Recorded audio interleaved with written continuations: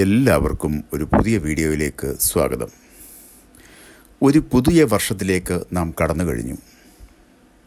യുദ്ധങ്ങളും യുദ്ധശ്രുതികളും കലാപങ്ങളും മതവെറിയും സാമ്പത്തിക അസ്ഥിരതയും തൊഴിലില്ലായ്മ കൊണ്ടും ഏറെ പ്രക്ഷുബ്ധമായ ലോകാന്തരീക്ഷം.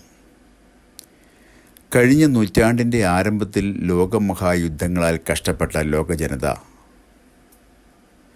ഇപ്പോൾ 2026 സ്ഥിതിക്ക് വലിയ വ്യത്യാസമൊന്നുമില്ല. ഉക്രൈനിൽ യുദ്ധം നടന്നുകൊണ്ടിരിക്കുന്നു.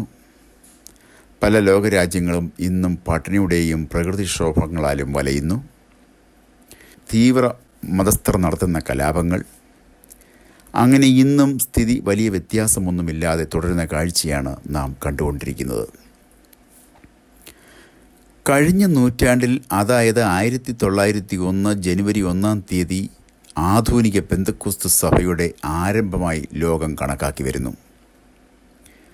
ആധുനിക പെന്തക്കോസ്ത് സഭ 2026 ജനുവരി 1 125 വർഷങ്ങൾ പിന്നിടുകയാണ്.